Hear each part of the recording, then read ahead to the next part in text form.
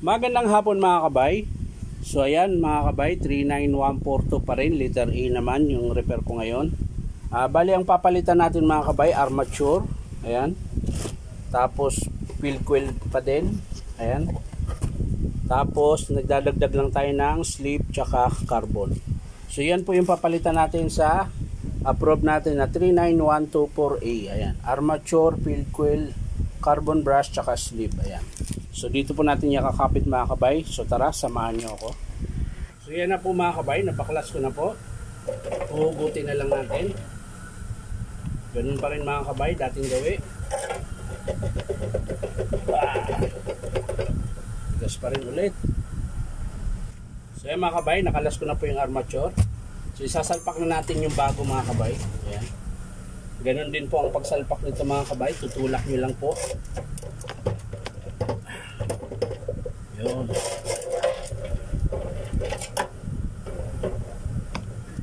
So yan, nakabit na natin yung bagong armature mga kabay.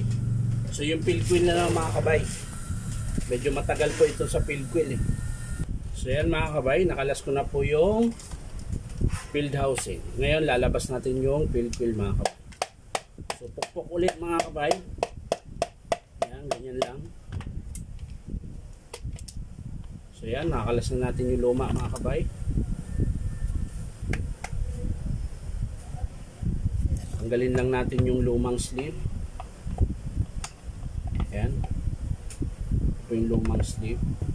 So isasalpak natin uli yung field coil mga kabay. Ito. Sasalpak na natin para okay kaayo. So yan mga kabay, nasalpa ko na po yung field coil. Ayan. Bali, i-screw lang natin.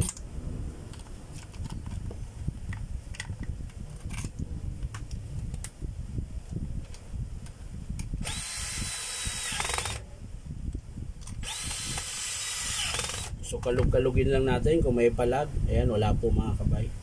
So okay po yan mga kabay. Balik natin yung baffle mga kabay.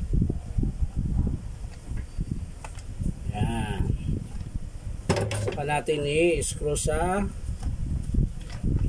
switch. Yan. Natin sa switch mga kabay. I-screw natin yung puti muna. Yung puti muna mga kabay, puti.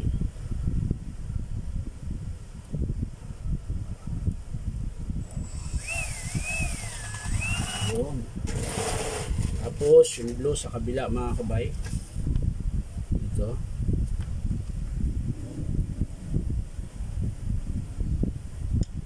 Uy, nalaglag pa. Uy, nalaglag na naman ulit. Hirap talaga pag wala ang magnet. Lagyan natin dyan para sigurado. So ayan, okay na mga kabay. So isasara na lang natin yung takip mga kabay. Tapos salpak natin dito. So ayan na mga kabay, sasalpak na natin.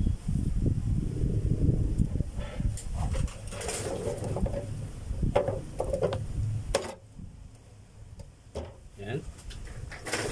Makakabit na lang natin yung screw mga kabay.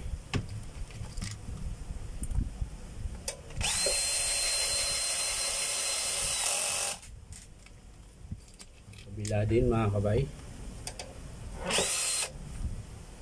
So yan na mga kabay, nakabit ko na po. So iti-testing na natin.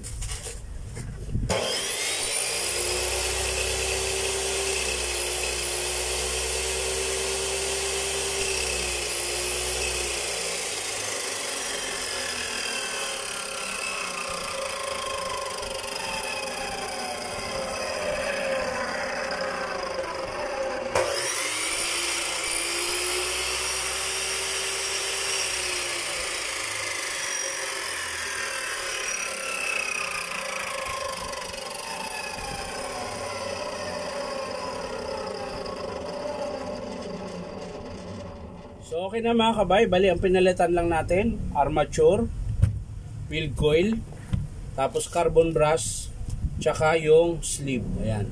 So yan lang po mga kabay, maraming salamat sa panonood. At syempre, pakisubscribe nyo rin po ang aking YouTube account na Inom Tabay. So maraming salamat. Bye-bye.